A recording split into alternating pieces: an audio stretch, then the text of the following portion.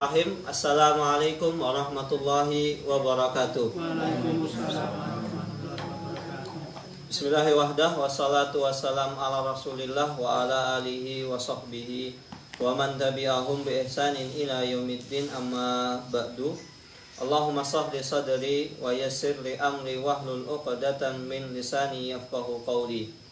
Allahumma inna nas'aluka ilman nafi'an wa rizqan tayyiban wa amalan mutaqabbalan. Bapak Ibu yang dirahmati Allah Subhanahu wa taala, insyaallah pada siang hari ini kita masuk ke salat kusuf atau salat gerhana bulan dan gerhana matahari.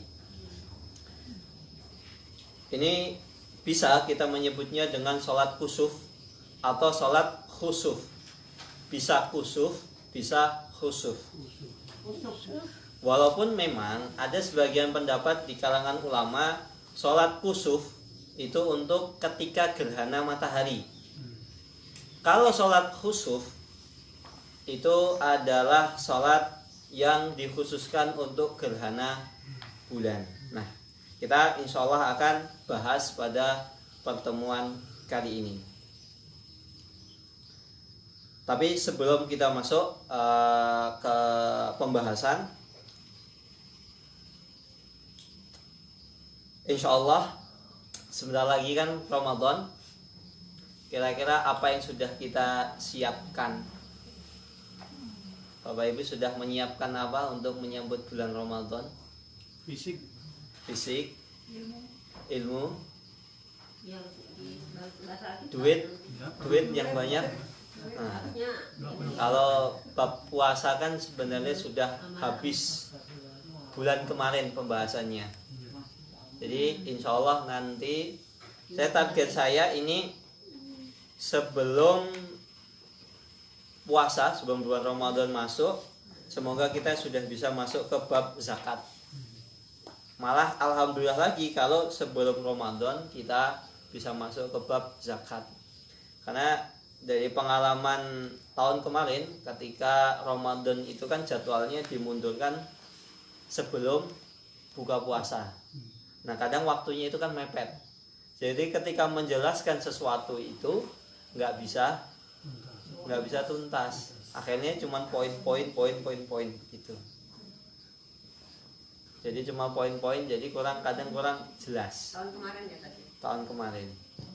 Saya kan pas sore, pas Ramadan, hari Selasa. Kenapa nggak pagi waktu itu ya? Karena kalau pagi katanya berat. Pembahasannya kan berat. Pagi daripada sore ya. Ya. Seger badannya. Iya, monggo. Saya ngikut jadwal saja. Kalau tahun ini nanti siang ya bismillah. Seperti misalnya jam 9. Jam 9 kan masih tenaga masih ibaratnya baterai itu masih 100%. Masih tersisa lah tenaga. Ya, paling nggak 90 lah. Kenapa? Iya, Senin Kamis juga puasa. Senin Kamis gitu ya. Kamis.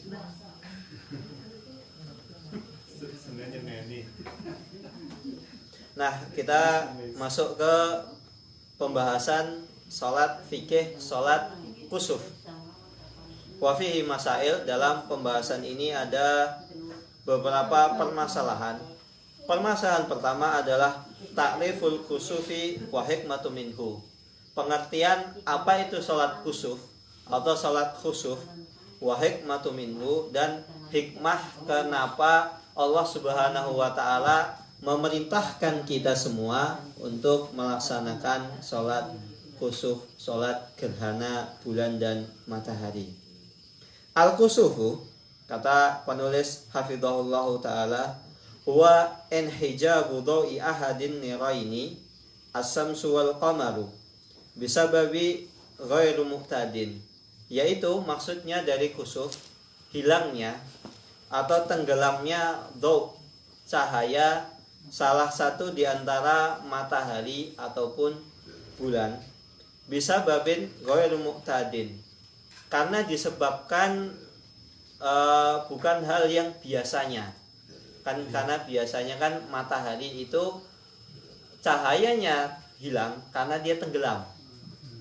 Begitu juga misalnya bulan. Nah, bulan itu hilang kapan cahayanya? Pagi. Nah, ngomong-ngomong masalah bulan. Bulan itu sejatinya dia memiliki cahaya sendiri atau memancarkan cahaya? Memancarkan cahaya. Memantulkan apa memiliki cahaya sendiri? Tidak. Memantulkan ya. Di matahari. Ya, memantulkan. Jadi bulan itu walaupun bercahaya sejatinya dia memantulkan cahaya matahari. Nah, karena biasanya matahari itu dia memiliki cahaya sendiri. Nah, ketika gerhana matahari ini tertutup cahayanya. Kan biasanya tertutup ketika tenggelam, begitu juga bulan ketika pagi hari. Nah, ini bukan hal yang biasa, nggak seperti biasanya. Wal khusufu bimakna wahid. Nah, menurut penulis kitab ini, kusuf dan khusuf itu satu makna. Tapi di sana ada yang mengatakan kusuf itu untuk matahari, khusuf untuk bulan. Ala kulli hal, kedua maknanya sama. Mau kusuf, khusuf sama saja. Bahkan menyebut dengan sholat kusuf itu lebih enak. Nah, apalagi lidah Jawa. Lidah Jawa, sholat khusuf susah. Makanya kan nggak heran orang Jawa itu kadang kalau baca Al-Quran, khoknya itu ha. Huruf jadi huruf. Karena susah kho. Ain jadi ngain. Ngalamin. Alhamdulillah, bahkan kadang jadi alhamdu. Seperti itu ya maklum. Tapi walaupun maklum, sebisa mungkin juga diperbagus. Jadi harus direvisi sebisa mungkin. Tapi kalau ternyata sudah nggak bisa ya sudah. Tapi kalau masih muda, ibadihi hatta yarji'u ilaihi subhanahu wa ta'ala. Nah, kenapa hikmahnya Allah subhanahu wa ta'ala menakdirkan ada sholat gerhana bulan dan matahari ini? Karena Allah subhanahu wa ta'ala sengaja menjadikan matahari itu cahayanya tertutup, dan begitu juga bulan. Jadi ketika sholat gerhana, cahaya malam itu gelap gulita. Tujuannya agar seseorang ketika melihat matahari itu tidak ada cahayanya, bulan juga tidak tidak memantulkan cahaya, seseorang akan merasa takut. Makanya kan orang zaman dahulu ketika ada gerhana biasanya ngomongnya apa? Dimakan buto hijau, buto cakil. Nah, padahal itu nggak benar. Itu hanya mitos. Hanya mitos. Apalagi masyarakat Jawa yang mohon maaf banyak mitosnya. Hanya mitos. Nggak terbukti. Tapi ya ala kulli hal ya, walaupun itu mitos kan akhirnya ada efek positifnya juga ketika gerhana. Jadi anak-anak itu ketika gerhana suruh masuk, masuk. Ada matahari atau bulannya dimakan sama buto hijau. Ya akhirnya kan anak-anak nggak main, jadi takut. Tapi caranya ya salah. Tapi efek positifnya ada. Tapi tetap tidak bisa kita benarkan karena itu akhirnya kan mendarah daging, seakan-akan kita meyakini buto hijau itu ada. Nah, sejatinya Bapak Ibu sekalian, buto hijau itu wujudnya seperti apa sih? Nah, ada yang tahu buto hijau wujudnya seperti apa? Ya kan kita nggak ngerti. Seperti di kampung saya dulu ada istilah kalau kita main ke sungai, misal ke dam, katanya ada onggo inggi. Bapak tahu onggo inggi? Saya juga sampai sekarang onggo inggi juga nggak ngerti. Oh, yang di atas itu apa? Itu air itu toh? ya katanya wujudnya itu seperti Spiderman atau apa. Saya dulu kecilnya digambarkan seperti itu. Jadi kalau orang anak kecil main di sungai, nanti kayak mengeluarkan jaring laba-laba itu akhirnya diseret, akhirnya anaknya tenggelam. Seperti itu. Dan itu ditambah lagi zaman saya dulu itu ada anak kecil main di sungai tenggelam. Itu alasannya. Nah, akhirnya ditambah-tambah, wah ada ombak tingginya. Padahal nggak begitu. Nah, karena nggak bisa berenang. Ya kalau bisa renang ya bisa. Nyatanya teman-teman saya juga renang di sungai juga aman-aman aja. Nah, saya juga. Apa hubungannya dengan buto hijau tadi Angga? Nah, ini mitos gitu loh. Hubungannya adalah mitos. Jadi banyak di masyarakat kita itu mitos. Kita ditakut-takutkan seperti ini. Wujudnya seperti apa kita nggak ngerti gitu. Nah, ini hanya mitos saja. Nah, tujuannya sholat gerhana ini adalah agar seseorang itu menjadi takut sehingga dia meminta pertolongan kepada Allah Subhanahu wa taala. Kama qala sallallahu alaihi wasallam, sebagaimana sabda Nabi Muhammad sallallahu alaihi wasallam, inna syamsa wal qamara ayatani min ayatillah. Sesungguhnya matahari dan bulan itu adalah dua di antara tanda kebesaran Allah Subhanahu wa taala. La yan kasifani limautin ahadin, dan tidaklah matahari dan bulan itu tidak mengeluarkan cahaya, tidak bersinar, kecuali bukan karena disebabkan meninggalnya seseorang. Kalau di masyarakat Jawa kan buto ijo. Kalau di masyarakat Arab zaman dahulu, ketika gerhana itu pas kebetulan anak Rasulullah SAW yang bernama siapa? Ibrahim itu meninggal. Nah, ketika itu Ibrahim meninggal pas bertepatan dengan gerhana matahari. Sehingga Rasulullah SAW bersabda, sesungguhnya matahari dan bulan itu adalah tanda-tanda kebesaran Allah Subhanahu wa taala, dan tidaklah matahari itu menjadi tidak memancarkan cahayanya karena disebabkan meninggalnya seseorang. Ini bukan karena meninggalnya Ibrahim, bukan karena itu. Wala lihayatihi, dan begitu juga tidak disebabkan misalnya ada salah seorang yang lahir misalnya. Kan ada sebagian di keyakinan masyarakat kita, ketika gerhana matahari atau bulan, kemudian pas ada orang yang lahir pada hari itu, wah ini nanti jadi jagoan, jadi kesatria, jadi orang sukses. Nah, bukan karena sebab itu.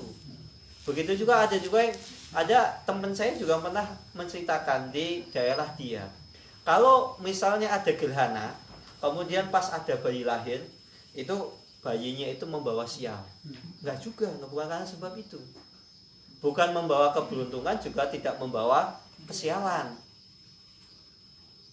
Wa inna ma yukhawwifullahu bihi ma ibadahu. Karena sesungguhnya Allah Subhanahu wa taala mentakdirkan adanya gerhana matahari dan gerhana bulan karena agar seluruh kaum muslimin itu takut. Sehingga dia melaksanakan sholat gerhana. Makanya sholat gerhana itu kan diperintahkan kita untuk memperbanyak istighfar, untuk memperbanyak sedekah. Bahkan ketika itu Rasulullah SAW ketika khutbah gerhana, beliau Shallallahu Alaihi Wasallam memerintahkan kepada kaum mukminat, yaitu para ibu-ibu kaum muslimin, itu yang membawa gelang menyedekahkan, yang punya cincin disedekahkan, yang punya kalung disedekahkan, semuanya. Loh kenapa kok cuman ibu-ibu, bapak-bapak enggak? Ayo. Kenapa kok cuma ibu-ibu, bapak-bapak enggak? Karena bapak-bapak itu enggak boleh pakai perhiasan, enggak boleh pakai emas. Yang boleh pakai emas itu ibu. Makanya ketika itu Rasulullah SAW memerintahkan kepada kaum mukminat untuk menyedekahkan, yang bawa kalung disedekahkan, karena bukti takut kepada Allah Subhanahu wa taala. Bukan ibu punya kalung, sedekahkan, nanti Allah ganti 7 kali lipat. Nggak gitu konsepnya. Salah itu konsepnya. Konsep sedekah itu nggak seperti itu. Nah, makanya ketika itu Rasulullah SAW bahkan beliau tuh berkhutbah sampai banyak yang menangis. Banyak menangis karena saking takutnya. Malam gelap gulita. Kemudian dengan keadaan yang mencekam seperti itu. Seakan-akan mencekam. Ya kalau sekarang kan orang mati lampu mah kadang seneng ya. Ada listrik. Kalau zaman dulu bener-bener gitu, nggak listrik belum ada. Jadi ketika gelap, wah ini benar-benar mencekam, seram. Nah, kayak Jogja zaman tahun 50-an, 60-an kan kalau lewat UPN kan serem ya. Iya. Nggak ada yang berani. Kalau sekarang kan bahkan tahun 80-an tuh masih nggak ada yang berani, setoran nggak ada yang berani. Karena ada penembak misterius. Iya. Bahkan tiba-tiba pagi itu udah jadi mayat. Itu jalan UPN. UPN sekarang ya ramai UPN. Samping kanan kiri kios-kios. Tahun 80-an orang nggak berani lewat situ. Belum ada rekrut juga, Ustaz. Belum ada rekrut juga. Iya, itu serem dulu. Nah, kemudian permasalahan kedua, hukum sholatil kusufi wa daliluha, hukum seseorang melaksanakan sholat kusuf, sholat gerhana dan dalilnya. Wa sholatu kusufi wajibatun ala ma shallaha bihi Abu Awanah fi sahihihi. Dan hukum melaksanakan sholat gerhana itu hukumnya adalah wajib sebagaimana yang disebutkan pada hadis Abu Awanah. Wajib, hukum sholat gerhana itu wajib. Nah, wajib bagi siapa? Bagi yang melihat atau bagi yang tahu? Wajib bagi yang tahu, bukan sunnah. Ya walaupun sholat gerhana itu hukumnya masih terjadi perbedaan pendapat di kalangan ulama. Ada yang mengatakan sholat gerhana itu hukumnya sunnah muakkadah, sunnah yang ditekankan. Nah, ini wajib. Nah, ini kan wajib. Wajib di sini ada poinnya, ada ada syaratnya. Syaratnya itu adalah kalau dia tahu. Kalau dia nggak tahu, ya nggak wajib. Kalau dia tahu, maka dia hendaknya melaksanakan sholat gerhana. Nah, permasalahan apakah sholat gerhana itu wajib jamaah atau boleh sendirian? Boleh sendirian. Sholat gerhana itu boleh sendirian. Boleh siapa? Tapi nggak ada khotbah kalau sendiri. Sholat gerhana. Nah, ini yang mengatakan sholat sendirian, sholat gerhana boleh sendirian. Bagi yang mengatakan bahwasannya sholat gerhana itu khutbah nggak wajib. Karena ketika itu Rasulullah itu tidak bisa dikatakan khutbah. Beliau cuma ngasih wejangan, bukan khutbah. Iya. Jadi memang khutbah ini terjadi perbedaan pendapat di kalangan ulama. Tapi lebih tepat, lebih enak ya udah khutbahnya wajib. Sehingga sholat gerhana ya harus jamaah. Ya kalau misalnya sholat sendirian ngomong dewe ya. Sholat sendirian nanti rasa takutnya kurang gitu loh. Kalau takutnya kan bareng-bareng kan merasa lebih lebih terasa daripada sendirian. Makanya kan sholat gerhana ini kan apakah harus dikerjakan di masjid atau tidak? Sholat gerhana itu ada yang mengatakan sholat gerhana ini sama dengan sholat id. Jadi dikerjakannya harus di lapangan atau di masjid jami. Masjid jami itu ya masjid misalnya masjid agung begitu yang gede. Tapi yang lebih tepat adalah sholat gerhana ini adalah dikerjakan di setiap masjid. Jadi kalau misal kita tahu ada sholat gerhana, kita ikut sholat gerhana. Walaupun seandainya kalau bisa dikumpulkan di satu masjid itu lebih bagus. Sehingga kan menampakkan kerukunan antar umat Islam. Jadi kalau misalnya bisa dikumpulkan di satu masjid itu lebih baik. Makanya kan bagusnya sholat Jumat itu bukan di setiap masjid. Masalah difokuskan di satu masjid. Biar kaum muslimin itu kelihatan gitu, kelihatan rukunnya, kelihatan banyaknya. Makanya kan sejatinya sholat id itu nggak bisa digantikan dengan dilaksanakan di sholat di masjid, harus di tanah lapang. Kecuali kalau ada sebab, karena dengan adanya tanah lapang kaum muslimin itu bisa kumpul semuanya. Bahkan dulu Rasulullah SAW melaksanakan sholat id itu bukan di Masjid Nabawi, di Masjid Gomamah. Kalau bapak ibu pernah umroh, nanti sana ada namanya Masjid Gomamah. Di pintu 5 Masjid Nabawi, jenengan lurus, di sana nanti ada Masjid Gomamah. Nah dulu Rasulullah SAW itu melaksanakan sholatnya di situ. Kemudian setelahnya ketika Abu Bakar menjadi khalifah, sholat idnya itu di Masjid Abu Bakar, sekarang masih ada. Ketika Umar di Masjid Umar, beda lagi tempatnya. Karena di yang Gomamah itu yang dilaksanakan sholat itu sudah tidak memungkinkan. Jadi intinya begitu juga dengan Utsman, itu melaksanakan sholat id itu di tanah lapang, bukan di Masjid Nabawi.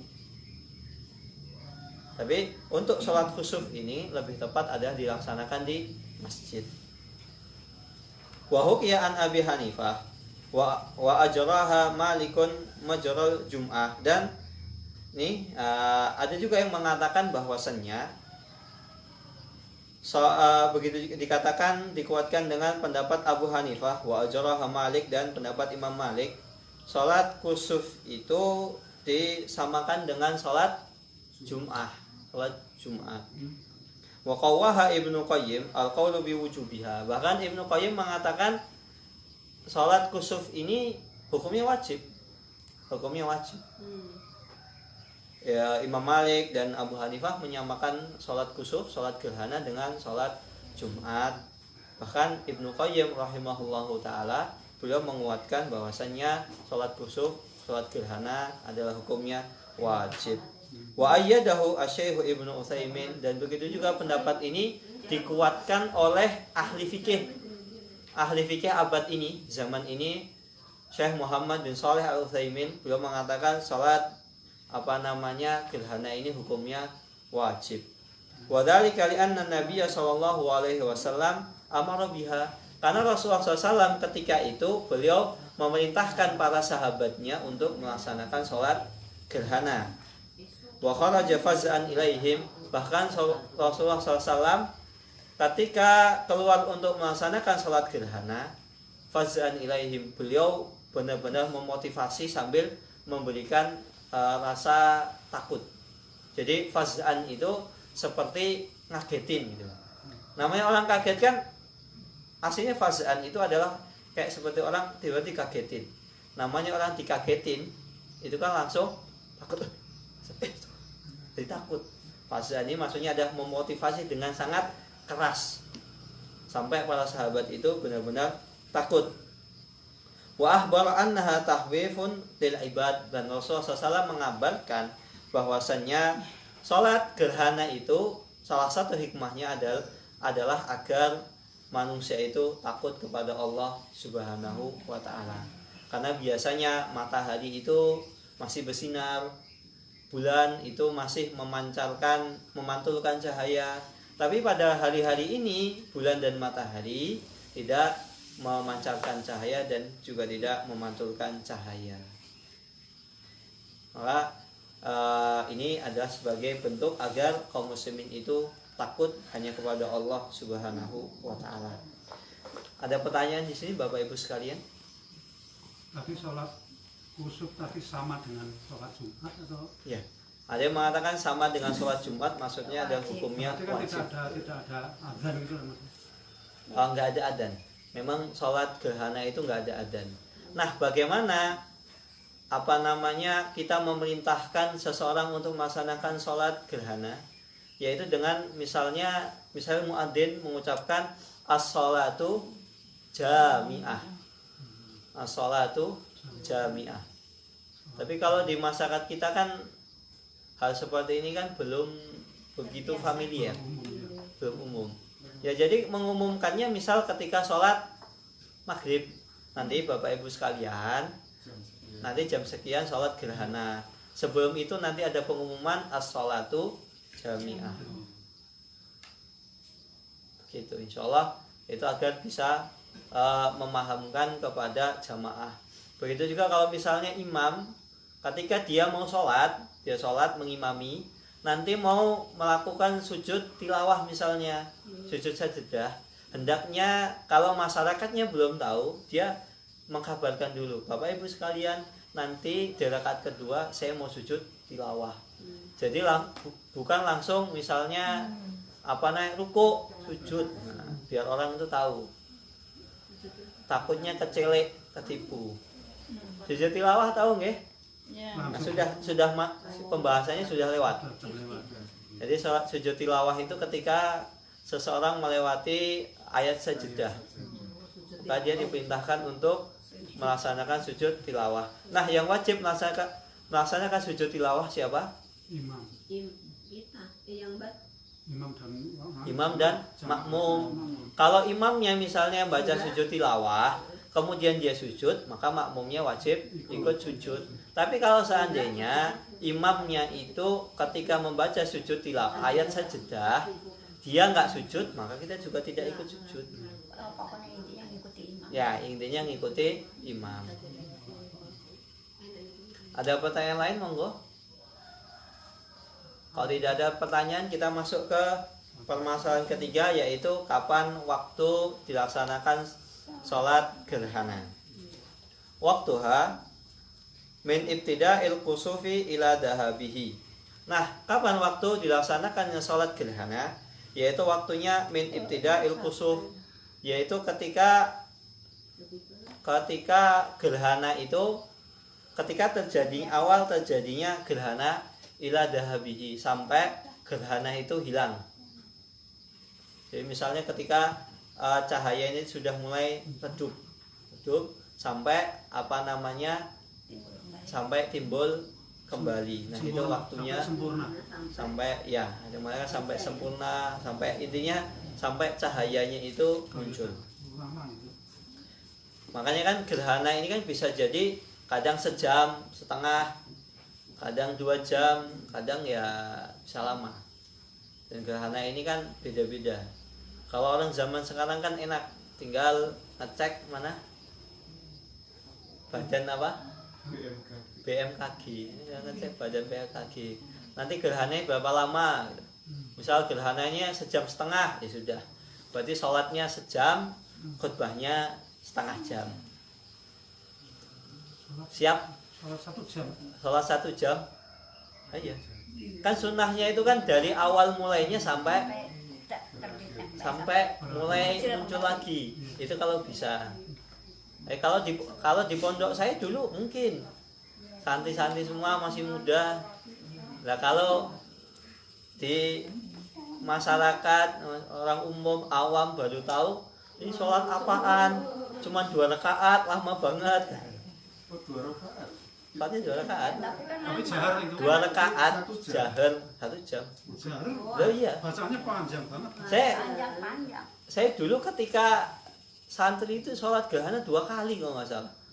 2 kali atau 3 kali, lama banget. Sampai kaki itu kemeng gitu. 1 jam ya. 1 jam. Jadi kalau di pondok saya 1 jam. Jadi kapan mulainya gerhana sampai gerhana itu mau muncul? Masih muda. Nah, makanya kemarin saya tahun kemarin itu kan ada sholat gerhana di perumahan ya. Saya suruh ngimamin sholat gerhana. Saya waktu itu nggak usah Ramadan gitu. Setelah Ramadan ya. Setelah Ramadan ya. Saya suruh ngimamin ya. Sebelum ngimamin kan suruh ya kita suruh menjelaskan. Saya suruh menjelaskan tata cara sholat gerhana seperti apa. Seperti ini. Saya tanya, Bapak Ibu kalau sholat 1 jam siap?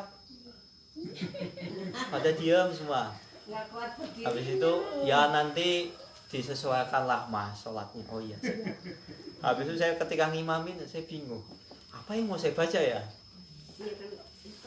Saya ya kan kalau panjang saya lihat jamaahnya juga sudah usia 40 tahun ke atas. Yang muda-muda itu jarang ya. Ini sedih nih kadang, ya Allah. Padahal mereka kan generasi penerus kita gitu. Wah, masih yang muda-muda jarang sholat. Ya, gimana ini? Makanya ya sudah, saya waktu itu baca ya, nggak usah panjang-panjang. Selesai salam kaget. Loh, mas, katanya sholatnya lama, kok sebentar? Ya, kan serba salah. Mau dipanjangin, nggak siap. Ya, secukup-cukupnya, katanya kurang panjang. Oh ya sudah. Suratnya bebas yang dibaca ya. Nah, sholatnya bebas. Sholatnya bebas. Al-Ikhlas itu bulan ini. Tapi jangan balai-balai nih, Pak. Minimal, misal minimal itu baca 1 ayat. 1 ayat. Iya. Ayat utang. Ayat utang. Utang. Oh ya harus catat harus segala macam itu. Ayo, ayat utang itu yang mana? Bakal ya. Ayat hutang. Surat Al-Baqarah ayat 200 Oh yang terakhir itu ya. 86. 286 286 283 283 284 sampai 286 loh. 83 Pak. yang 1 ayat cuma 1 ayat 1 muka. Iya. Nah, itu kan Oh, minimal itu. Oh itu hafal itu untuk Ya kan minimal. Panjang itu. Paling enggak kan itu. Yang terakhir ya. Bukan sebelum terakhir, Bu. Kalau yang terakhir kan rata-rata masa kita itu apal. mulai dari Tapi yang lillahi. sebelumnya itu banyak yang nggak apal. Lillahi ma fis samawati itu mulai dari itu. Bukan. Terakhir. Ya ayyuhalladzina amanu idza tadayantum bidainin ila ajalin musamman faktubuh wal yaktub bainakum katibun bil adl. Wala yakba katibun ayaktuba kama amarahullah. Fal yaktub wal yumlil ladzi alaihi haqqa wa wal yattaqillaha rabbah wala yabkhas minhu syai'a. Sampai Selembar sendiri tuh. ini selembar cuma 1 ayat. Paling enggak kan itu ya, cukup lah. Terakhir selembar. Cuman saya ketika ngimamin, saya kan nanya, Bapak Ibu mau dibacain surat apa gitu. 3 ayat terakhir Al-Baqarah aja, oh, ya udah. Enggak jadi akhirnya. Ya kan 3 ayat ayat terakhir Al-Baqarah itu kan memang panjang pertama. Iya. Dan banyak yang hafal. Iya. Jadi kan enak gitu loh. Nah, sholat itu Bapak Ibu sekalian, yang bikin lama itu apa? Karena kita nggak hafal. Iya. Coba Bapak Ibu sekalian hafal surat An-Naba. Diimami surat An-Naba itu nggak terasa lama. Iya. Ditambah lagi bacaan imamnya Bagus. bagus. Imamnya ganteng. 40 ayat ya anak. Makanya kan yang bikin sholatnya kok lama. Ya karena kita nggak hafal. Coba kalau hafal, biasa aja. Ngapalnya nenek-nenek susah. Nah, Oh, ibu-ibu nggak perlu jadi imam kok nggak apa-apa. ayo kalau ibu kan tinggal jadi makmum, Nggak apa-apa nggak apa. ngikutin aja gitu loh. Nah ini dalilnya adalah liqouli sallallahu alaihi wasallam. Dalilnya ada sabda Nabi Muhammad sallallahu alaihi wasallam, "Idza ra'aitum syai'an min dzalika fasallu hatta yanjaliya." Apabila engkau melihat sesuatu, maksudnya gerhana matahari atau gerhana bulan, fasallu, hendaklah engkau sholat hatta yanjaliya, sampai gerhana itu hilang. Ini hadis ini diriwayatkan oleh Imam Muslim nomor 915. Jadi sholatnya itu sejak matahari terjadi gerhana sampai gerhana itu selesai. Makanya kan saya katakan tadi gerhana bisa jadi sejam, 1,5 jam, 2 jam. Nah, itu. Kalau dilaksanakan sungguh ya imam nggak ada yang mau. Ya, Kalau- panjang suratnya itu tadi kan nggak hafal. Nah, Paling dipengaruhi dari belakang. Kul huwale. nah, itu kalau di masyarakat kita seperti itu. Supaya Makanya kan solusinya kita sebelum sholat gerhana itu kita edukasi dulu masyarakat. Bapak Ibu sekalian, nanti sholatnya itu lama. Jadi kalau misalnya takut kecapean ya siap-siap dari sekarang. Bawa kursi pertama. Kedua, megang mushaf. Oh, boleh ya. Megang mushaf boleh. Nanti saya baca surat ini, misalnya surat ini Al-Baqarah ayat sekian sampai sekian. Ya kan biar makmumnya itu nggak kerasa capek gitu loh. Boleh tau Ustaz, pegang mushaf. Boleh. Boleh. Nanti Ayo, kan kan- balik juga balik Itu gitu. kan balik. Ya gini kan pakai nanti balik ya. Ya itu kalau imam kan boleh nggak imam misalnya sholat megang mushaf boleh. Walaupun itu memang ada yang mempersyaratkan itu boleh ketika dia lupa. Ketika dia lupa, makmumnya nggak ada yang ngingetin. Tapi juga boleh misalnya ketika agar sholatnya itu panjang. Kan kita kan diperintahkan sholat itu panjang. Sholat itu lama, begitu lama, bukan sebentar. Bukan kayak matok jagung ya Bapak Ibu ya. Baru sujud udah bangkit, cepet banget, kilat. Masa sholat taraweh 23 rakaat 10 menit, itu sholat apaan gitu? Itu yang dibaca tuh apa? Sholatnya nggak sah itu. Sholatnya nggak sah itu. Udah 60 tahun. Harus ngulangi sholatnya itu. Bahkan bisa jadi malah dia berdosa. Karena sama saja dia melecehkan syariat Islam. Iya, melecehkan syariat Islam itu bukan hanya orang kafir ketika menghina Al-Quran. Orang Islam menghina syariat Islam juga melecehkan. Berapa banyak di masyarakat kita orang Islam melecehkan syariat Islam tanpa dia sadari. Enggak sengaja. Tanpa sengaja, bisa juga karena dia sengaja. Seperti contohnya yang fenomena sholat taraweh 7 menit. 7 menit, 10 menit. Itu ternyata itu sudah sejak dulu. Udah 60 tahun. Udah lama. Jadi sengaja. Sengaja. Kecuali kalau misalnya ketika itu misal dia jatah jadi imam, saya encok ya, kalau saya suruh gantiin nggak ada, yaudah saya sholatnya cepet ya, monggo. Itu yang dibaca tuh apa ya? Malah nggak Bahkan itu bacaannya itu nggak sempurna, gitu. Bacaannya nggak sempurna. kayak orang geremeng berarti. Kayak orang gremeng, bahkan secara baca Al-Quran kan, ketika kita baca Al-Quran, makharijul hurufnya kan harus benar. Makharijul hurufnya harus benar, tajwidnya harus benar, panjang pendeknya benar. Nah itu kalau kita perhatikan, banyak makharijul huruf itu dilewati, tabrak. Padahal Bapak Ibu sekalian, ketika kita misal baca Al-Quran, panjang pendek itu sangat mempengaruhi arti. Tulisannya sama, harokatnya beda, artinya beda. Sama-sama ro, jim, lam. Bisa dibaca rojulun, seorang pemuda. Bisa juga dibaca rijlun, kaki. Itu saja ketika harokatnya salah baca, pada tulisannya sama, bisa mempengaruhi arti. Apalagi ketika panjang pendeknya beda. Contohnya apa? Rangkas. Contohnya dalam bahasa Arab itu maknanya beda. Panjang pendek. Contohnya adalah Allahu Akbar, pendek. Tapi ada juga yang ketika adzan Allahu Akbar, baknya kan panjang.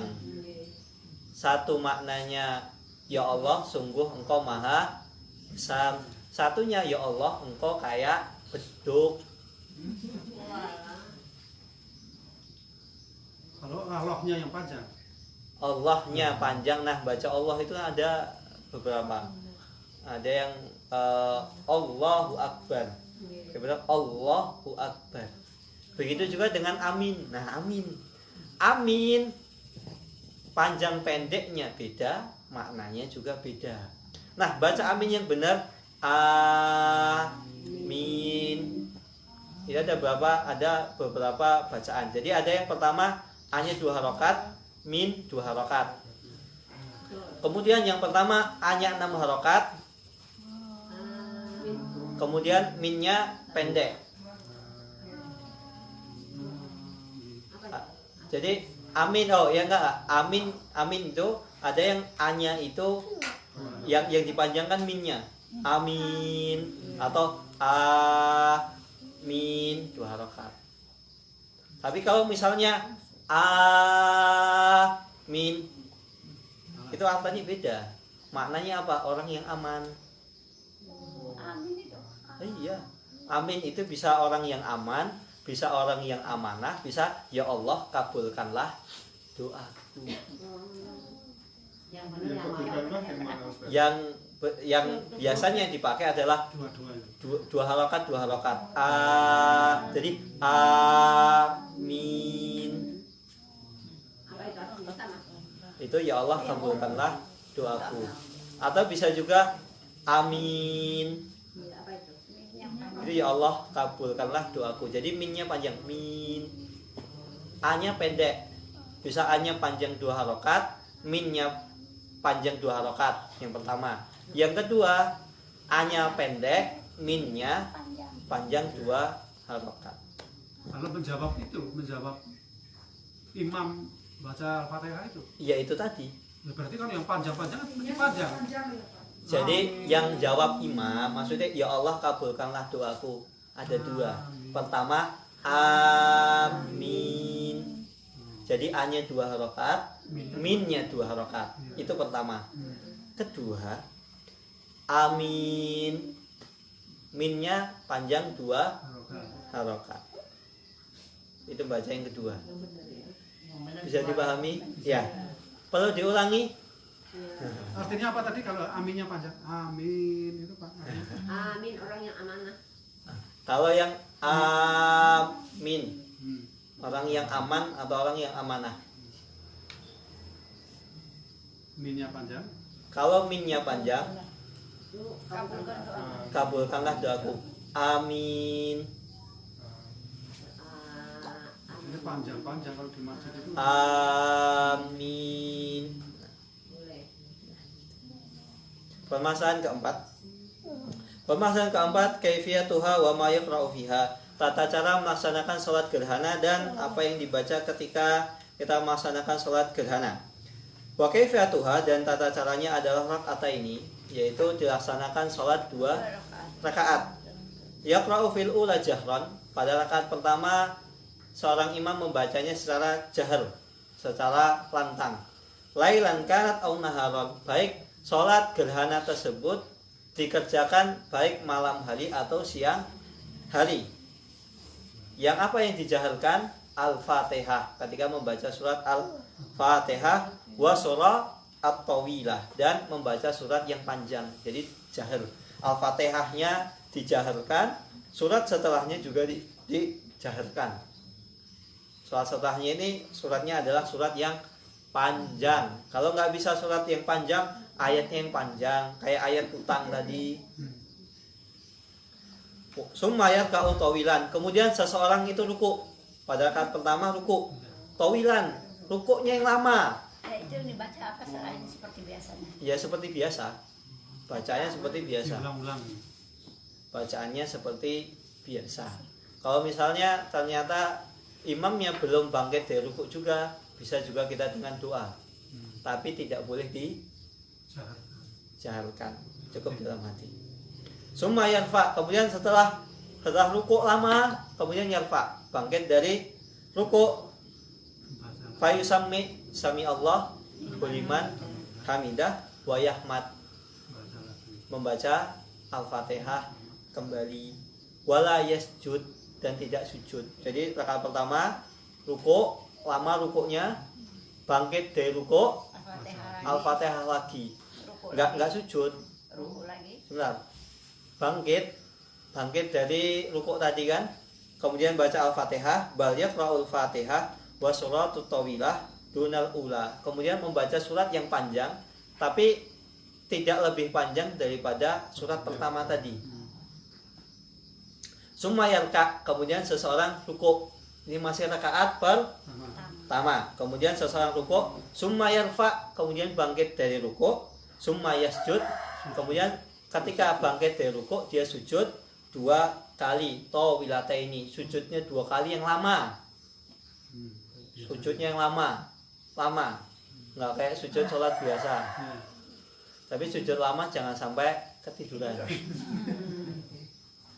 Summa yusolli tsaniyah kal ula.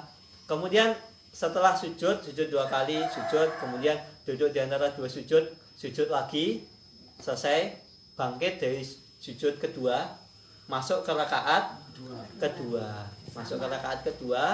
Kemudian sama kayak seperti rakaat pertama. Rakaat pertama baca surat Al-Fatihah, kemudian baca ayat surat yang panjang. Tapi nggak sepanjang rakaat pertama. Kemudian rukuk yang panjang, tapi nggak sepanjang yang pertama tadi. Kemudian bangkit dari rukuk, Al-Fatihah lagi. Kemudian rukuk kembali, rukuk kedua di rakaat kedua, dan itu tidak lebih lama daripada yang pertama tadi. Kemudian setelah rukuk yang kedua, rakaat kedua, bangkit, sami Allahu liman hamidah, kemudian dia sujud 2 kali, bangkit dari sujud lagi, salam. Bacaannya sama dengan sholat biasa. Bacaannya sama dengan sholat biasa. Jadi sholat gerhana itu 4 Al-Fatihah. Jadi sholat gerhana itu sholatnya 2 rakaat, 4 kali rukuk, 4 kali sujud, 4 kali Al-Fatihah, 4 kali surat lain.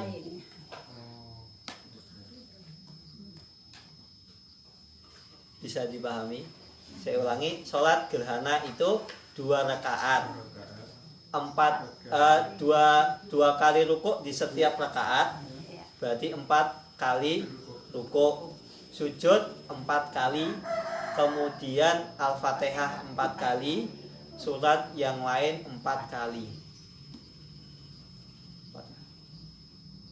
Itu yang lama berarti di bacaan suratnya ya. Yang lama bacaan suratnya dan rukuk serta sujud. Nah, kalau rukuknya supaya menghabiskan waktu 1 jam, kalau lama rukuknya Ya dibagi-bagi, Pak. Ya dikira-kira. Tapi kalau perkiraan saya dulu ya, ketika saya sholat itu sebenarnya rukuknya sekitar 5 menit loh. bisa seperempat jam. Rukuknya sekitar 5 menit. Kan 1 jam dibagi 4 Pak. Jadi rukuk itu kan enggak, bukan 5 menit. Sekitar 2 menit, 3 menit. Jadi rukuk itu kan 4 kali. Ya. Rukuk 4 kali dikali 2, 8 menit. Kemudian sujud berapa kali? 4 kali. Itu kan juga sujudnya lama, 2 menitan, 2 menit, 3 menit. 8 kali juga. 8 kali. Berarti kan sekitar 8 menit, 16 menit. Rukuknya 4, 2 kali di 1 rakaat. Itu kalau yang jelas waktu itu setengah jam lah. sholatnya itu sejam lebih. Saya masih ingat kok, sejam lebih. Ketika itu saya bawa jam. Sebelum sholat saya lihat jam segini. Selesai sholat pokoknya lihat. Oh iya, berarti sejam seperempat. Jadi saya dulu sholat gerhana itu di pondok 2 kali. Pertama itu 1,5 jam. Belum masuk khutbah. Kemudian 1 jam seperempat. Saya masih ingat ini 2 kali itu. Lamanya di bacaan berarti ya? Lamanya di bacaan. Bacaannya yang lama. Jadi rukuk sujud itu sekitar 3 menit, 3 menitan lah. Tinggal kempingkan Pak.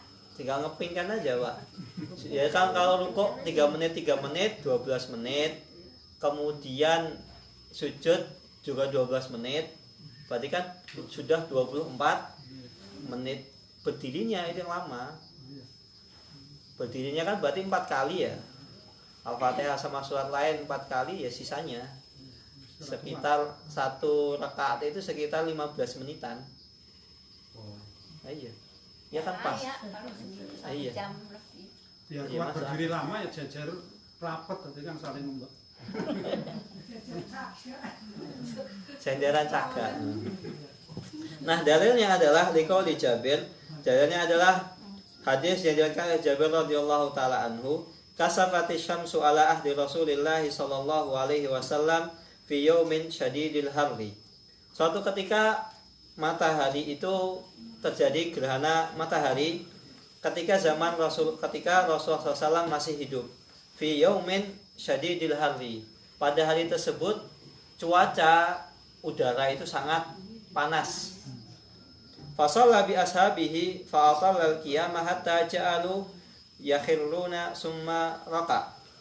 Dan ketika itu Rasulullah SAW beserta para sahabatnya beliau melaksanakan sholat gerhana fa'atalla al-qiyam, dan Rasulullah SAW berdirinya itu yang lama. Sudah musim panas, berdirinya lama. Puasa lagi. Siap musim panas, sholat berdiri lama. Di lapangan. Enggak, ini bukan di lapangan masjid ya Pak? di masjid. Oh, di masjid. Saya di masjid. Dipakai AC. Hatta ja'alu yakhirun. Sampai sebagian para sahabat itu merasa, aduh, lama banget ya, capek gitu loh. Summa raka'a, kemudian Rasulullah SAW ruku'. Lama. Fa'atola, rukuknya lama lagi. Summa rafa, kemudian beliau bangkit dari rukuk tadi. Fa'atola, ternyata lama lagi berdirinya. Summa raka'a, kemudian Rasulullah SAW rukuk kembali. Fa'atola, rukuknya juga lama. Summa rafa'a, kemudian beliau bangkit dari rukuk kedua di rakaat pertama. Fa'atola, summa sajadatain, kemudian Rasulullah SAW sujud dua kali. Summa qoma, kemudian Rasulullah SAW bangkit dari sujud tadi. Fasona anahwa mindaka fakanat arba'a raka'atin wa arba'u sajadat. Dan Rasulullah SAW kemudian bangkit dari sujud tadi, dan beliau melakukan 4 kali rukuk dan 4 kali sujud. Wa yusannu ayyaridul imamun nasaba ada salatil khusuf. Dan disunahkan, makanya sini kan disunahkan bagi seorang imam untuk memberikan peringatan, wejangan setelah sholat khusuf itu selesai. Wa yuhadziruhum minal ghaflah wal i'tirar, dan meringatkan agar manusia itu tidak tertipu dengan kehidupan dunia. Wa ya'muruhum bi'iktsari minad du'a wal istighfar, dan memerintahkan kepada mereka untuk memperbanyak doa, kemudian memperbanyak istighfar kepada Allah Subhanahu wa ta'ala. Karena kenapa Bapak Ibu sekalian? Dunia ini sejatinya adalah sangat menipu. Kita semua tahu Bapak Ibu sekalian, kita semua tahu pujian manusia itu atau kerelaan manusia itu nggak akan ada habisnya.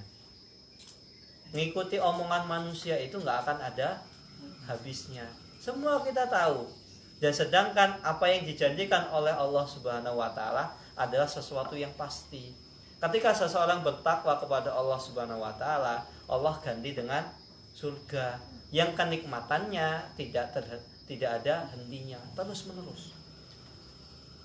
Sedangkan mengikuti omongan manusia, kamu begini, jangan begitu. Ketika kita melaksanakannya, kita dipuji. Belum tentu. Ketika kita melakukan nasihat yang kedua, belum tentu kita dipuji. Sekarang kita dipuji, bisa jadi setelah itu kita dijelek-jelekkan. Karena pujian manusia itu kan sejatinya ketika dia ada di hadapan kita. Umumnya orang kan begitu. Muji orang itu ketika di depan aja. Di belakangnya mau enggak? Enggak. Kita bisa mengatakan, oh dasar pemimpin begini. Ya karena ya nggak ada gitu loh. Coba kalau misalnya orang yang suka demo dihadapkan sama pemimpin yang dijelek-jelekkan, bisa ngomong? Belum tentu. Tangkap. Bukan masalah ditangkap Pak, bukan masalah ditangkap, memang berani gitu. Belum tentu setiap orang itu berani gitu. Beraninya di belakang. Tapi kalau muji berani, kan banyak para penjilat-penjilat itu kan banyak. Ketika di hadapannya, di belakangnya ya yakin. Refi'lin Nabi SAW, karena ini berdasarkan perbuatan Rasulullah SAW, yaitu dengan untuk memerintahkan memperbanyak doa, kemudian memperbanyak istighfar.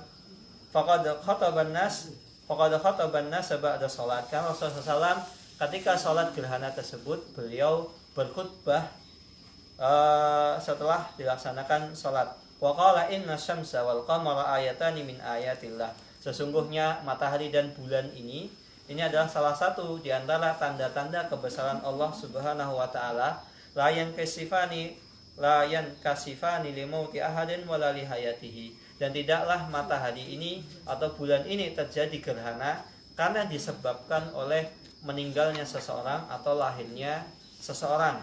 Fa idza ra'aitum dzalika fad'ullah wa kabbiru. Ketika engkau melihat, engkau tahu bahwasannya terjadi gerhana, maka hendaklah engkau memperbanyak doa kepada Allah Subhanahu wa taala, meminta pertolongan kepada Allah Subhanahu wa taala, memperbanyak istighfar, wa kabbiru, dan hendaklah engkau takbir, wa shallu wa tasaddaqu, dan engkau salat 2 rakaat dan banyak-banyak bersedekah.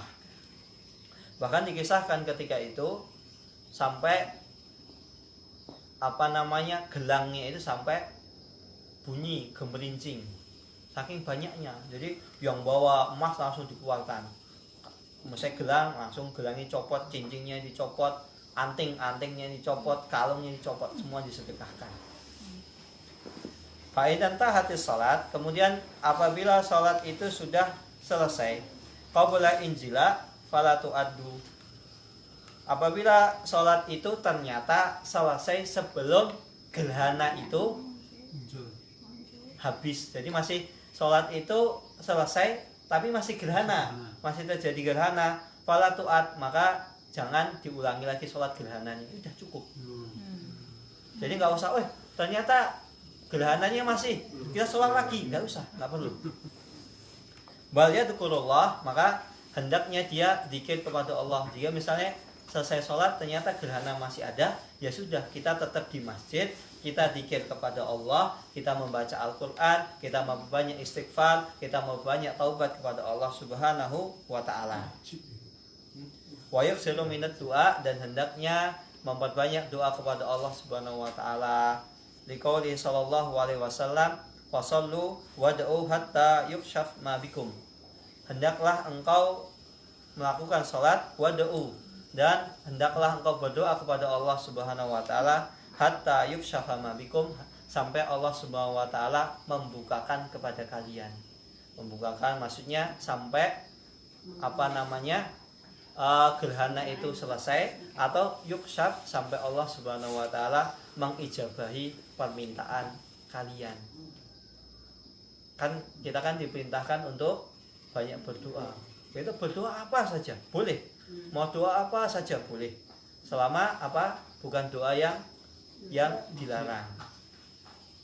Fadalla ala annahu in sallama minas salati qabla al-inzila tasaggala bid-du'a. Maka ini menunjukkan kalau seandainya beliau sallallahu alaihi wasallam selesai melaksanakan sholat gerhana tersebut, sebelum gerhana itu habis, masih terjadi gerhana, tasaggala bid-du'a, maka Rasulullah SAW beliau memperbanyak dengan doa.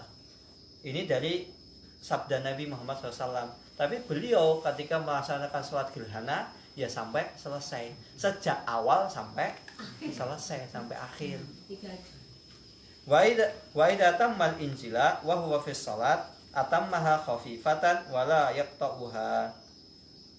Dan apabila ternyata kalau seandainya gerhana itu sudah habis ketika gerhana itu selesai, ketika kita masih melaksanakan sholat, bagaimana?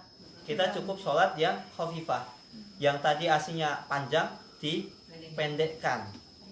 Wala yaqta'uha, dan tidak memotong sholat tersebut, nggak langsung gerhana sudah selesai, udah langsung bubar, berhenti, enggak. Tetap sholat sebagaimana tadi, rukuknya 4 kali, sujudnya 4 kali, tapi khafifah, yaitu diperpendek, diperringan, enggak sepanjang yang tadi. Itu kalau ternyata ketika kita sholat gerhana itu sudah selesai. Wallahu taala alam. Sudah bab permasalahan fikih sholat kusuf selesai. Insya Allah pekan depan masuk sholat jenazah.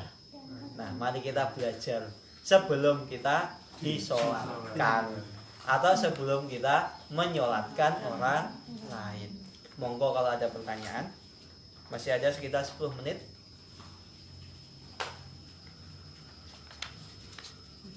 Kalau ada pertanyaan tentang sholat kusuf, monggo. Saya tunggu. Enggak, itu tentang perbanyak takbir.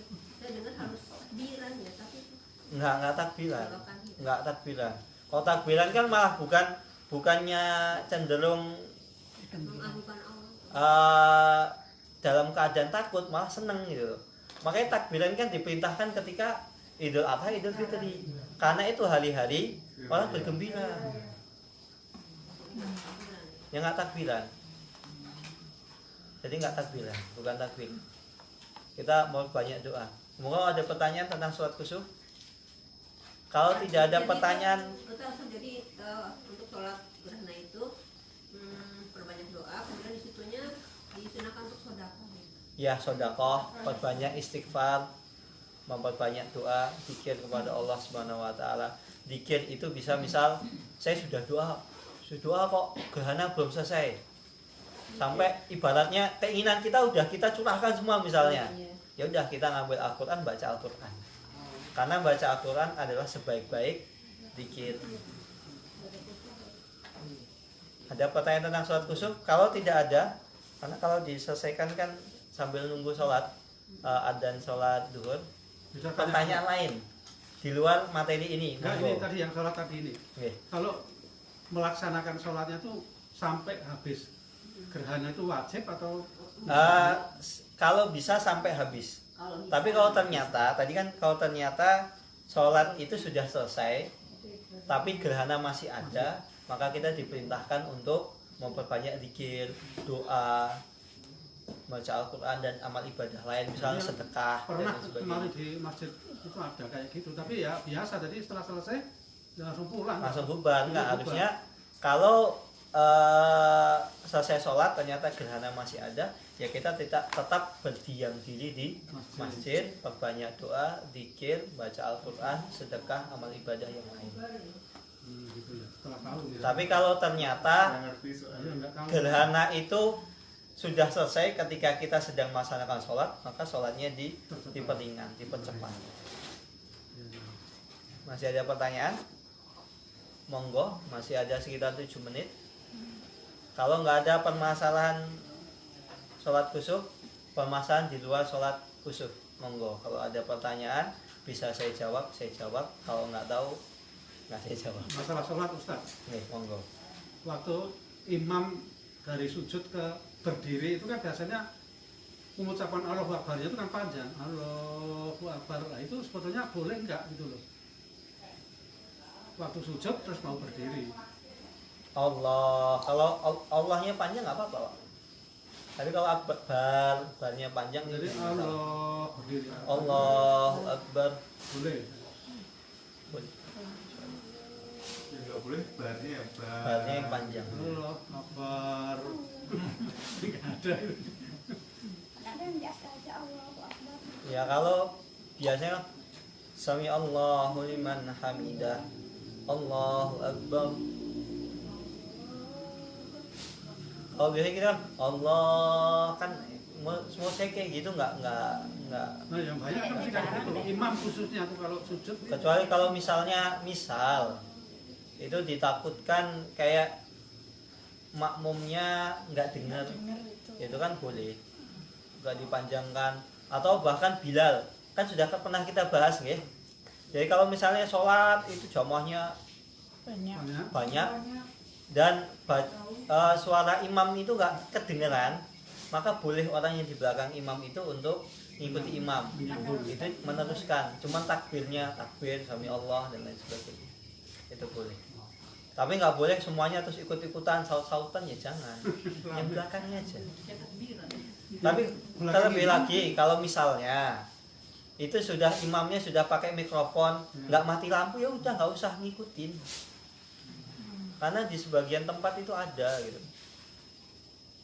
Imamnya sudah pakai mikrofon, suaranya jernih, Bilalnya ngikutin ya. Itu kurang tepat. Allah taala alam. Tidak ada pertanyaan lagi?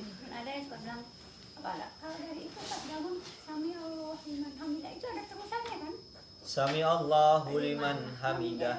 Kan itu ketika imam kan tugas imam kan mengucapkan Sami Allahu liman hamidah. Makmumnya membaca Rabbana walakal hamdu. Metro Samawati. Iya bisa juga. Ada tambahan. Nah, imamnya cukup baca Sami Allahu liman hamidah. Makmumnya Rabbana walakal hamdu. Sudah cukup? Monggo. Sunnah, bolehkah tiap rakaat itu kan sholat sunnah 2 rakaat ya? Nggih, Sampai B. nggih. Nah, tiap rakaat itu bolehkah membaca lebih dari 1 surat? Lebih dari 1 surat boleh. Boleh. Diulang-ulang mau. Misalnya rakaat pertama, rakaat pertama baca Al-Baqarah, kemudian ditambah Ali Imran, ya boleh. Boleh. Tambah 1 rakaatnya. Iya. 1 rakaatnya. Satu rakaatnya lebih dari 1 surat Boleh. boleh. Al-Baqarah sama Ali Pernah Imran kok. boleh. Udah pernah, Bu. Rasulullah SAW itu sholat. Rakaat pertama baca Al-Baqarah. Selesai Al-Baqarah. Ali Imran. Ketika itu Abdullah bin Abbas, wah ini kayaknya selesai. Tiba-tiba Ali Imran, Alif Lam Mim lagi. Ini Rasulullah mau kapan ini mau rukuknya? Selesai Ali Imran. Alisa. Anissa. Wah ini kayaknya selesai nih, habis nih. Ternyata Anissa. Kuat, Bu. Kuat kayak gitu. Kuat kayak gitu. Ya, 3 surat tadi. ya kalau misalnya kita rakaat pertama misal kulhu, misal rakaat pertama trikul, nggak apa-apa. Trikul, umumnya masyarakat kita trikul. Apalagi biasanya sholat witir, taraweh, sholat witir, rakaat terakhir trikul. Udah itu senjata. Trikul. Penutup. Monggo. Masalah sholat sunnah ya. Nggih. Kalau umpamanya sholat sunnah tapi baca surat panjang tapi dibagi. Dibagi. Umpamanya sholat sunnah Ar-Rahman dibagi 3. Nggih. Bisa. Bisa, boleh. Boleh. Karena pengen ngapalin jangan sampai lupa maksudnya Oh, nggih, gitu. boleh. Bahkan itu lebih bagus. Karena kenapa? Ketika Rasulullah SAW itu memerintahkan ketika engkau memiliki hafalan, hendaknya engkau gunakan hafalanmu itu untuk sholat. Jadi misal kita sholat ya kita baca yang kita Apa? hafal gitu loh. Kita hafal, kita misalnya hafal Al-Mulk, ya baca Al-Mulk ketika sholat. Terus ketika dibagi boleh. Misalnya kita sholat, misalnya sholat tahajud 8 rakaat, sholat tahajud 8 rakaat. Kemudian kita baca misalnya Al-Mulk. Al-Mulk berapa? 30 ayat. Misalnya dibacanya misalnya jangan 22, 44. Dia bagi enggak dibagi 8 rakaat. Misal 30 dibagi 8. Itu kan ya 4 kurang 2. Jadi nanti 4 rakaat terakhir 2. Ya boleh, enggak Itu apa-apa. nggak ada aturan harus satu kesatuan makna gitu di dalam Sunnahnya seperti itu, Pak. Harus kesatuan makna. Maka ketika seseorang membaca Al-Qur'an itu tidak boleh berhenti di ayat yang terputus. Dalam artian ayat terputus itu sebenarnya ini masih kesatuan makna. Terus berhenti. Walaupun di ayat terakhir. Ini sunnahnya sebagaimana yang dikatakan oleh Imam Nawawi Asy-Syafi'i. Imam Nawawi beliau bermadzhab Syafi'i, di kitabnya At-Tibyan fi Adabi Hamalatil Quran beliau mengatakan bagi seorang muslim hendaknya ketika membaca Al-Qur'an itu berhenti pada tema yang sudah selesai. Ain itu. Enggak mesti ain. nggak mesti juga di akhir ayat. Paling aman itu adalah ketika kita nggak tahu dibaca suratnya satu full. Full, ya. Tapi masalahnya nggak semua kita tahu. Maka misal seperti tadi kata ibu, kita sholat mau bagi-bagi Ayatnya. misalnya ayat. Kita cek dulu di Al-Quran terjemah. Ini temanya apa? Ya, kita lihat, oh ini temanya masih tentang adab. Jangan sampai tema adab masih sisa satu ayat, kita potong, kemudian dibaca sisa tadi satu ayat, ternyata tema setelahnya itu ayat tentang nikmat, kan jadi rancu. Berarti kalau di surat Ar-Rahman itu nggak boleh berdiri surat ayat 40, nggak boleh ya? Ya, jadi Ayat harus yang bagi dua pas gitu. Ayat Bagian itu masih tengah-tengah. ya. Kalau Jadi dibagi ayat, yang kaitannya itu masih berkaitan. Iya, Jadi kalau bisa nggak boleh ya? sunnahnya seperti itu sebaiknya. Intinya itu ya yang nikmat mana yang kau Ya. rasakan itu bisa. Kalau Bisa. Ar-Rahman bisa. Ar-Rahman itu perlu 78 perlu lihat dulu apa namanya, perlu lihat ayat apa terjemahannya dulu. terjemahannya. Kan biasanya di Quran terjemahan sudah ada ini bab tentang apa, ini bab tentang apa. Itu sunnahnya seperti itu bagusnya. Cuma kan terkadang seseorang misal dia udah terlanjur takbir, ya belum ngecek, ya sudah bismillah sebisanya. Itu yang lebih baik. Dan itu termasuk adab seseorang ketika membaca Al-Quran. Tapi kalau nggak bisa, apalagi dia nggak ngerti, misal dia nggak ngerti bahasa Arab, nggak punya Al-Quran terjemah, ya sudah sebisanya. Wallahu ta'ala bishawab. Tapi tetap berusaha, jangan hanya berpasrah diri. Wallahu ta'ala alam. Kalau sunahnya baca surat pertama, rakaat pertama lebih panjang daripada yang kedua. Kadang-kadang udah Memang sunah kebaca atau ya. Sunnah, memang itu sunnahnya seperti itu. Tapi kalau nggak bisa ya nggak apa-apa, karena Rasulullah SAW pernah di rakaat pertama itu pendek? suratnya lebih pendek daripada Yang rakaat kedua. Itu boleh pernah. juga ya berarti. Nah, kenapa kok para ulama menganjurkan ketika seseorang ketika sholat rakaat pertama lebih panjang dari rakaat kedua? Itu dilihat dari umumnya kebiasaan Rasulullah. Umumnya Rasulullah itu ketika baca Al-Quran, imam sholat rakaat pertama lebih panjang daripada rakaat kedua. Tapi pernah Rasulullah SAW itu rakaat pertama lebih pendek daripada rakaat kedua. Contohnya ketika pembahasan sholat Jumat. Sholat Jumat itu kan Al-Ghosyah dan Al-A'la. Tapi sholat kedua apa? Al-Munafikun sama Al-apa? Ayo. Bukan. Apa? Nah, dicek lagi. Jumu'ah. Rakaat pertama ini bisa dicek pembahasan. Rakaat pertama itu lebih lebih pendek daripada rakaat kedua, bahkan hampir 2 kalinya. Al-A'la sama Al-Ghosyah. Habis makan sama Al-Ghosyah itu umumnya. Kan Al-A'la sama 11 Ghosyah. tapi panjang. Ya, ya. Al-Ghosyah. Tapi yang ada yang satu, yang kan di bukunya disebutkan yang kedua, Rasulullah SAW pernah melaksanakan sholat Jumat itu rakaat pertama adalah surat Al-A'la. Qaf, Qaf 50 ayat. Surat Qaf. 55 ayat. rakaat kedua. Ayo, rakaat kedua apa? Nah, monggo dicek. Itu Qaf itu lebih pendek daripada bukan Al-Insan, apa namanya? Azumat. Kan begitu. Juz 27 sebelum Al-Hadid. Ar-Rahman. Ahli kan 57. Juz 27. Bukan. Ahli itu surat 57. Oh, berarti Al-Insan kalau nggak salah. Rakaat pertama itu Qaf, rakaat kedua Al-Insan. Itu kan lebih panjang Al-Insan. Qaf tanpa 45 Al-Insan dan Ya, Qaf sama Al-Insan. Berarti juz 2 Al-Insan juz 2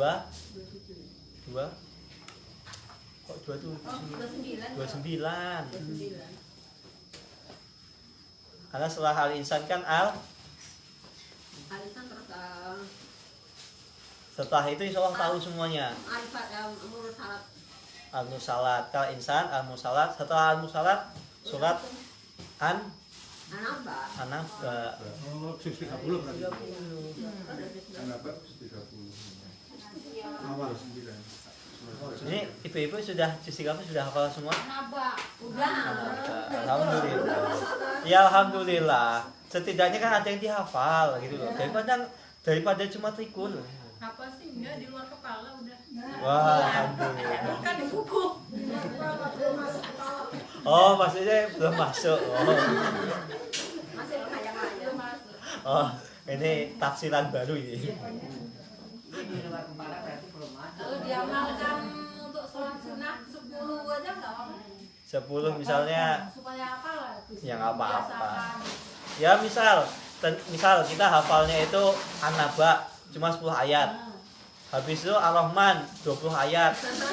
Kemudian Al-Kahfi karena kita sering kahfian.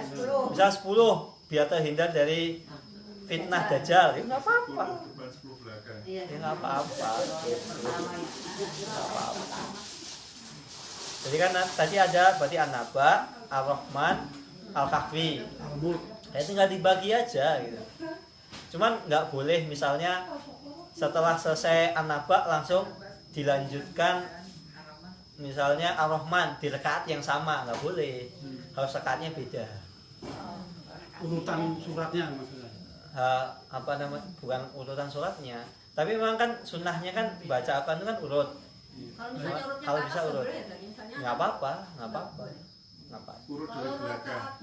Urut dari depan. dan sama surahnya itu aja boleh. Ya boleh, nggak apa-apa. Gua campur. Loh nyatanya kan, loh, Apa?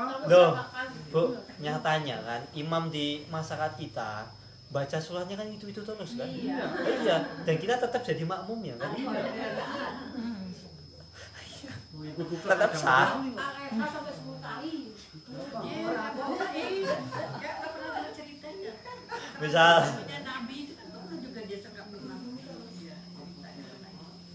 Dan saya ini, saya itu pindah ke kota saya Semarang. Oke. Depan rumah saya kan musola. Oke.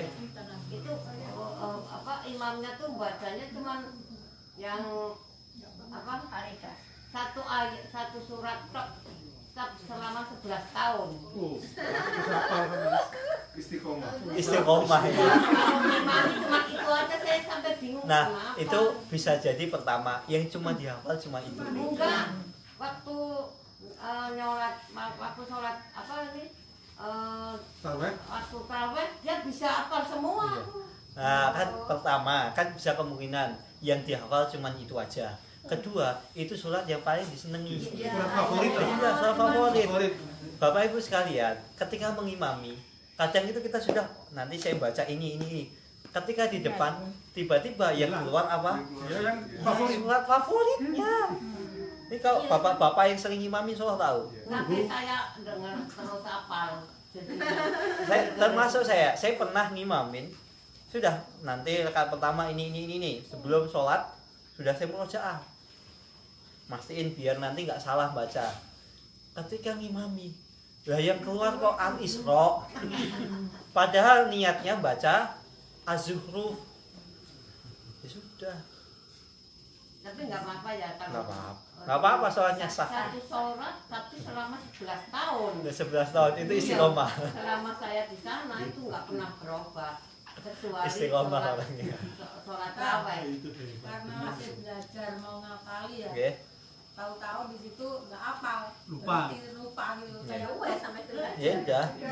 Kalau ternyata misal kita di saku kita, kantong kita ada Al-Qur'an, ya kita buka, ambil, lihat. Boleh. Tapi kalau misal tapi itu gerakannya kan kita kan nggak boleh ketika sholat kan di luar gerakan sholat. Nah ini yang gerakannya nggak banyak. Contoh, ternyata sebelum kita sholat kita ini sudah nandain nanti mau kita baca apa, sehingga ketika misal salah kan langsung Jadi langsung nggak harus gini dulu. Nah itu baca Al-Quran ketika sholat yang boleh buka mushaf itu seperti itu. yang gerakannya nggak banyak, jadi langsung buka langsung tahu begitu. Wallahu taala alam bisawab. Sudah adzan, kita tutup dengan doa kafaratul majelis. Subhanakallahumma wa bihamdika asyhadu an la ilaha illa anta astaghfiruka wa atubu ilaik. Assalamualaikum